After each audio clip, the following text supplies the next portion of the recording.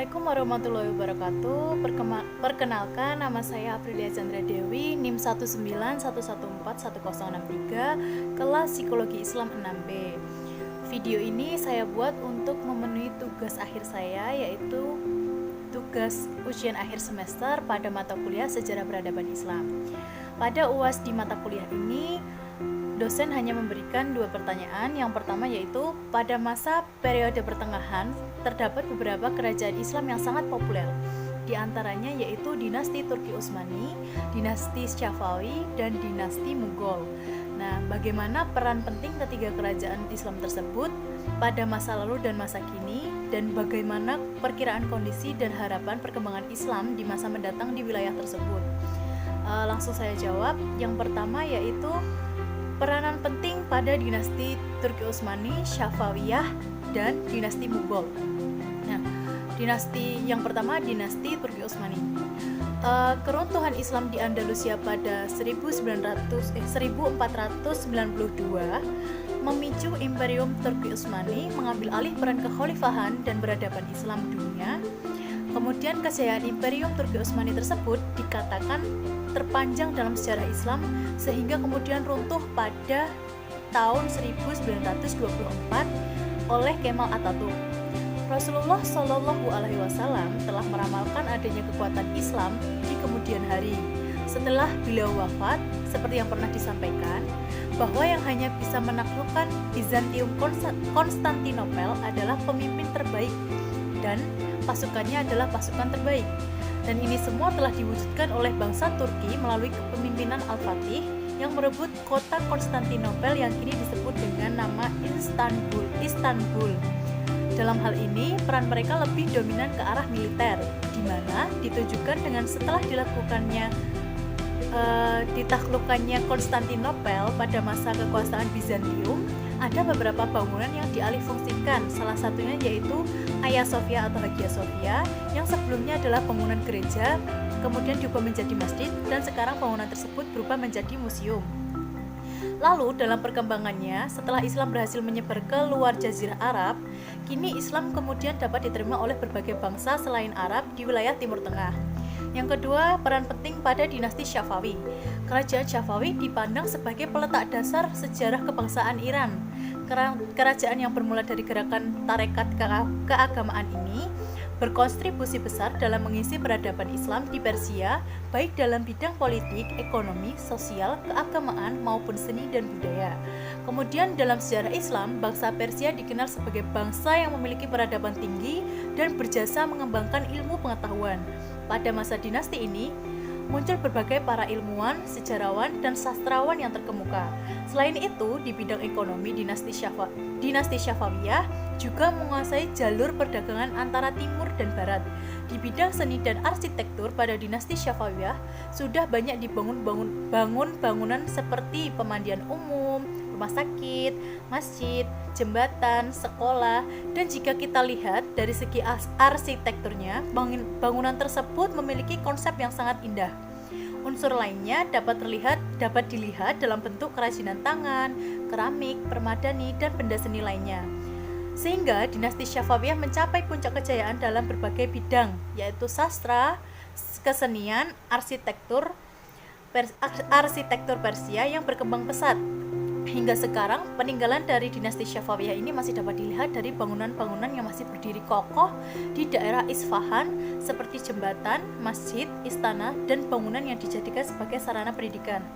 Lalu, peran penting di dinasti Mughal. Kerajaan Mughal yang bercorak Islam mampu membangkitkan semangat umat Islam di India. Jika pada dinasti-dinasti sebelumnya Islam belum menemukan kejayaannya, maka di kerajaan ini justru bersinar dan berjaya. Keberadaan kerajaan ini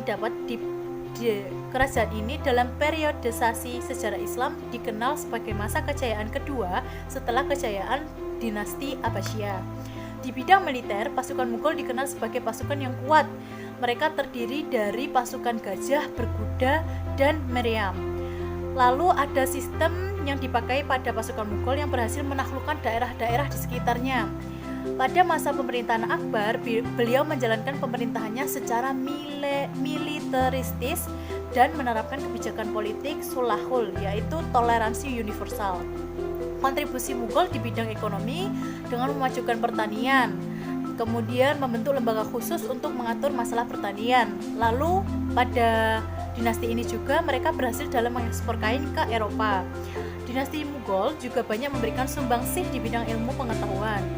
Sejarah berdirinya kerajaan itu banyak ilmuwan yang datang ke India untuk menuntut ilmu. Bahkan istana Mughal menjadi pusat kebudayaan. Hal ini terjadi karena adanya dukungan dari penguasa, bangsawan, dan ulama. Kemudian perakiraan kondisi dan harapan perkembangan Islam di masa mendatang. Kekuatan dominan bangsa Turki dalam dunia militer pun kini bisa kita lihat bahwa Turki adalah salah satu negara yang memiliki kekuatan militer terkuat di negara-negara muslim dan memiliki potensi sebagai militer kuat di kawasan Timur Tengah. Sehingga harapannya Turki dapat mempertahankan dan memaksimalkan di bidang kemiliteran agar tetap berdiri sebagai salah satu negara muslim terkuat di Eropa dan Asia. Selain itu, dengan berbagai budaya yang ada seperti Persia, Bizantium, dan Arab, membuat Turki menjadi sebuah negara yang memiliki perpaduan ketiga budaya tersebut, serta mengembangkannya dan memadukan dengan ajaran agama Islam. Dinasti Syafawiyah yang terkenal dengan kemajuan bidang ilmu pengetahuannya menjadikan Persia menjadi negara yang banyak memunculkan tokoh-tokoh ilmuwan, sejarawan, dan sastrawan, sehingga membuat para ilmuwan, sejarawan, dan sastrawan barat tertarik untuk belajar mengenai Islam, terutama pengetahuan yang terdapat dalam Al-Quran. Beberapa tokoh ilmuwan sains dari barat mengakui bahwa banyak sekali pengetahuan yang mereka dapatkan setelah mempelajari agama Islam, terutama pengetahuan yang terdapat dalam ayat-ayat Al-Quran. Hal ini dapat menjadikan Persia menjadi salah satu negara muslim yang maju di bidang pengetahuan. Kemudian peninggalan dari dinasti Mughal yang masih dapat kita rasakan hingga saat ini yaitu bangunan-bangunan dan karya sastra yang disimpan sebagai acuan dalam bidang ilmu pengetahuan. Beberapa peninggalan dari dinasti Mughal ini dapat kita temui pada perpustakaan maupun bangunan sekolah yang hingga saat ini masih dimanfaatkan untuk sarana pendidikan. Harapannya, peninggalan dari dinasti Mughal ini dapat dimanfaatkan sebaik mungkin oleh pemerintah India dan dimaksimalkan dalam pemanfaatannya sehingga berdampak pada kemajuan sektor pendidikan maupun sektor lainnya dan bisa dirasakan oleh orang-orang di masa mendatang. Kemudian salah satu keberhasilan yang dapat dicapai oleh dinasti Mughal ini pada masa pemerintahan Akbar, yaitu beliau menerapkan kebijakan politik sulahul atau toleransi universal, di mana semua rakyat India dipandang sama. Mereka tidak dibedakan oleh perbedaan etnis dan agama, sehingga harapan kedepannya Islam dapat berkembang secara baik dan meluas di negara India tersebut. Lalu kemudian pertanyaan yang kedua, berikan gambaran kondisi perkembangan Islam yang ada di sekitar tempat tinggal, wilayah, atau domisili kalian. Nah, gambaran kondisi perkembangan di daerah saya dengan memadukan Islam dan budaya Jawa, karena saya tinggal di daerah Jawa yang masih menjunjung tinggi budaya Jawa. Perpaduan antara Islam dengan budaya Jawa tersebut dapat dilihat dari beberapa acara ataupun kegiatan. Kegiatan tersebut antara lain seperti yasinan dan tahlilan, tingkeban atau mitoni, kemudian berokohan dan akikah.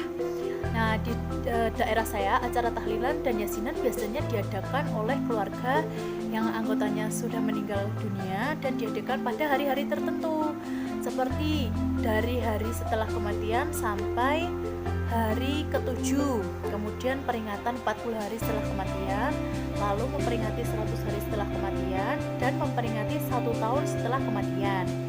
Dan selanjutnya, dalam acara tahlilan dan yasinan tersebut biasanya juga diadakan dengan memperhatikan kalender penanggalan Jawa, yaitu melalui weton, seperti misal seseorang tersebut meninggal pada hari apa dan weton apa, maka akan diadakan tahlilan atau yasinan. Kemudian selanjutnya yaitu acara tingkeban atau mitoni, di mana acara ini merupakan acara yang diadakan oleh keluarga yang anggotanya hamil berumur 7 bulan. sebagai ungkapan rasa syukur, permohonan keselamatan dan perlindungan kepada Allah pada calon bayi dan calon ibu. Biasanya di daerah saya di siang hari akan diadakan tingkepan atau mitoni yang diadakan sesuai dengan tradisi Jawa, dan baru malam harinya diadakan muajian 7 bulanan. Kemudian acara brokohan dan akikah. Di daerah saya biasanya ketika ada orang yang baru melahirkan, keluarganya akan mengadakan brokohan atau biasa disebut di sini dengan bancaan sebagai pengungkapan rasa syukur kepada Allah dan rasa sukacita atas proses kelahiran yang berjalan lancar dan selamat. Dan biasanya keluarga tersebut mengundang anak-anak kecil untuk yang tinggal di sekitar rumah mereka untuk mengikuti acara bacaan tersebut. Nah, acara ini biasanya dilakukan setelah memendam atau mengubur ari-ari atau plasenta bayi. Lalu yang terakhir yaitu akikah. Acara ini dilakukan pada bayi yang berusia 5 hari sebagai acara selamatan atau sepasaran. 5 hari yang dimaksud adalah dalam hitungan maksimal kalender Jawa berdasarkan weton. Biasanya orang Islam Jawa menggunakan hitungan ketujuh hari masa kelahiran yang disebut kekah atau akikoh, dengan menyembelih 2 ekor kambing bila yang dilahirkan adalah bayi laki-laki dan seekor kambing jika yang dilahirkan adalah bayi perempuan. Penyembelihan hewan kambing tersebut sebagai bentuk penebusan terhadap anak karena diyakini bahwa anak yang baru lahir seperti barang gadaian yang harus ditebus dengan akikah atau menyembelih kambing atau binatang. Sekian penjelasan dari saya. Bila ada salah kata saya mohon maaf. Wassalamualaikum warahmatullahi wabarakatuh.